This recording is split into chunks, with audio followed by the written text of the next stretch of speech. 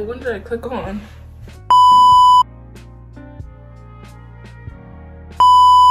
Hello everyone, my name is Shelly Fernandez and this is my third video, and today we're going to be making another dress.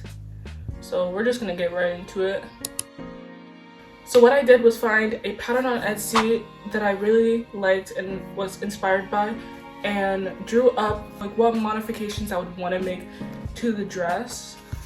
And I came up with like 2 ideas, but I decided to go with this one. Cute. The original Etsy pattern was just like a plain dress. It didn't come with like, it doesn't come with like the bow and stuff. I added that stuff. I found a dark blue like fabric. They're originally curtains, and I was like, I'm gonna use this. So getting into actually making the dress, I laid down the fabric that I got from the thrift store, like long waist, like hot dog style, and I like folded the fabric. I made sure the grain line on the pattern piece was lined up on the salvage piece of the fabric, so you know all your pattern pieces are straight with the fabric. I pinned those down, and then after pinning those down, then we cut out the pattern pieces.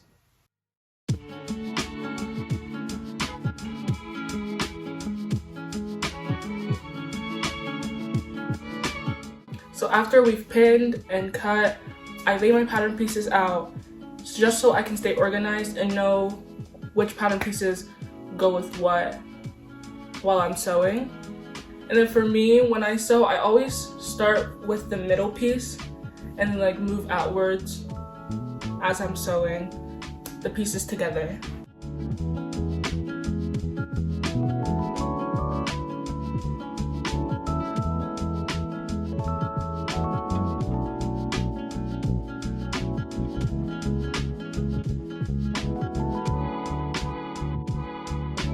And then after that, we get into the lining. I decided to use the same fabric as I used for like the main shell fabric, because I didn't want to buy a new fabric and I had enough fabric to make another piece basically. I also used the same fabric as the lining to just add some fullness to the dress, since it is kind of a thicker fabric.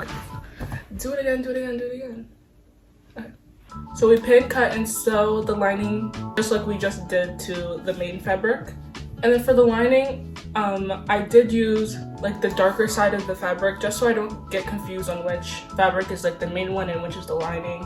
So before I do anything else with the main fabric and the lining, I make sure to zigzag stitch the seam allowance just so it doesn't fray. Because I don't have an overlocker or a serger to make sure it doesn't fray. I don't really know if the zigzag really helps. I mean, it helps a little bit, but it still kind of frays a lot. So hopefully I can get an overlocker soon. And then we iron out the seams. So for the main fabric, I always iron everything onto one side, and then the lining, I iron everything to the opposite side of the main fabric. So when you like line up the fabrics together, it's easier to line up the seams.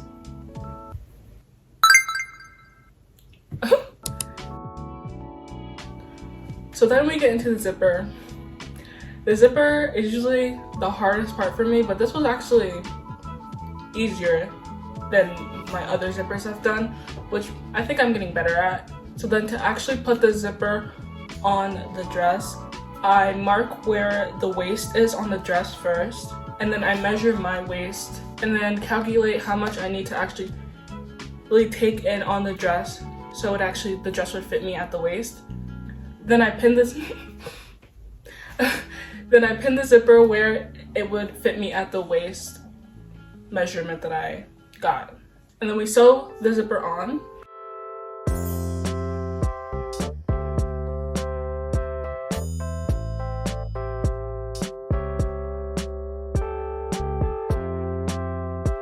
So I didn't film this part, but when adding the lining to the zipper, so I flipped the main fabric with the zipper on it inside out, and then lined up the lining to the actual zipper. So when you flip it back inside, the lining is on the inside and you can't see like any raw edges on the actual zipper. So now we get into the top slash corset backing. So I make sure the main fabric and the lining seams are matched up before I do anything, and I pin them so they don't move. So for in the back of the dress, I fold in the main fabric and the lining into themselves so there's no seams like sticking out.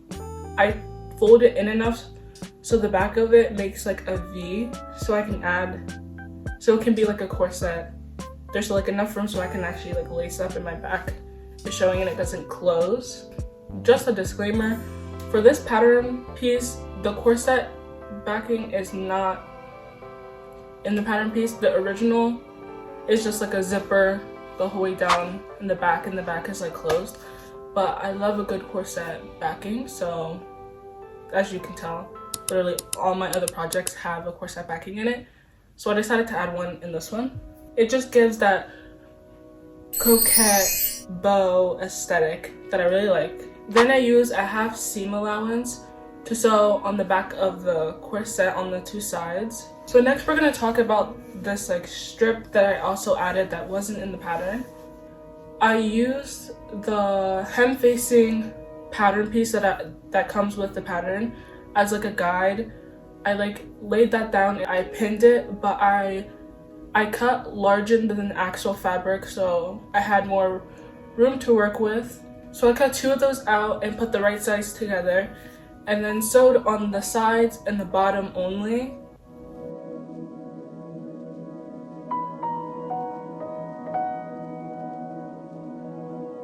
So then we flip it inside out so it looks right. Press out the seams and make it like flat.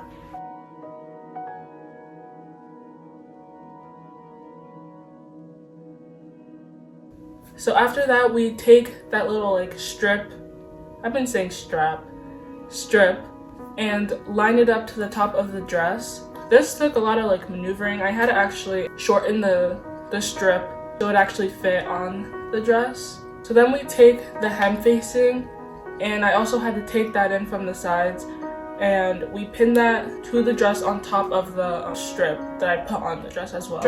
And then you just sew on that raw edge.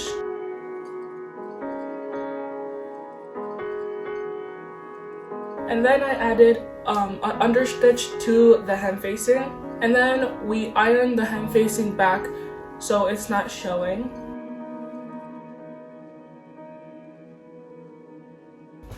And then you should have this finishing product for the top. And then we get to the hammering. We're adding the eyelet to the back of the dress. This part was kind of hard because the fabric is very thick, so I had to really hammer that down. And I think I used like 8 eyelets on both sides. And then we get into the tulle skirt part, which was a train wreck. So in my mind, I wanted to make like a kind of tulle skirt that like peeks out at the bottom of the dress. So I looked up a video on how to do it, and I needed a gathering foot, and I didn't have one, but we'll get to that. So first, I did have this tulle already on hand. Like, I've had this fabric for a while from a project I tried to do but I never finished. I laid out and I just like folded the fabric over and over again until I thought there was enough. So I used the measurements that I got, marked it with my chalk, and then cut out the rectangle pieces. I had to sew all the rectangle pieces together, so there was like a long strip of tulle. And I realized I had to do this multiple times because this was a lot of tulle. I didn't have a gathering foot, so I had to gather everything by hand. So I had to like sew everything and then like gather everything. So that I realized the dress was looking a little poofy. There's 3 layers to this skirt. I started the 3rd layer and I tried it on with the dress, and it was too poofy.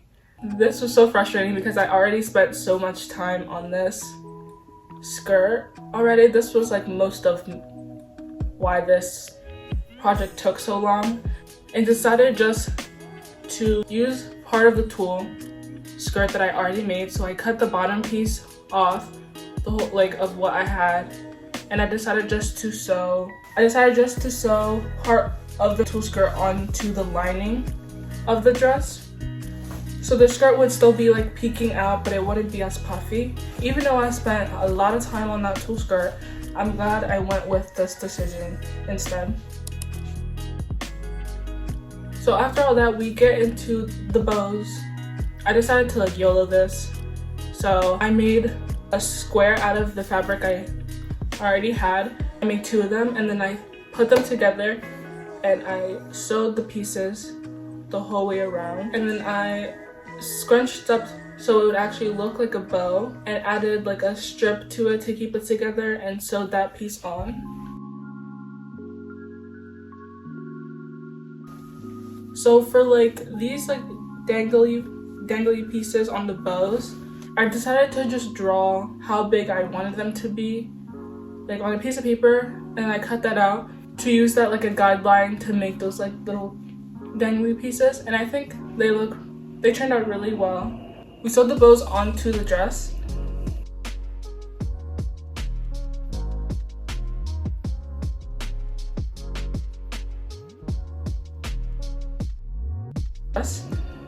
I decided to go with putting the bows in the front 2 pieces like this instead of putting one at the bottom of the dress. I just thought it would look cuter and it came out really well. And then I did take some photos for this dress like I usually do for my videos, so we can get into looking at those.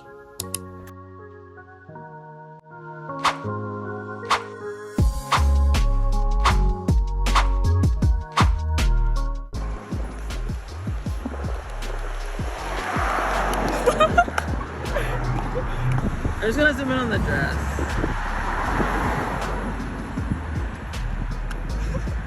I don't know what to do.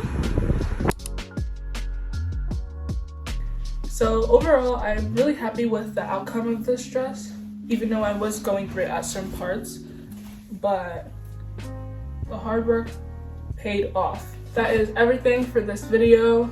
Thank you for watching, and if you want to see more pictures of this dress, you can go to my Instagram, or you can see videos on TikTok of this dress. Or if you just want to see my other projects that I've done, you go on Instagram, there's more photos. But thank you for watching this video. I hope you enjoy. Goodbye, ciao, adios.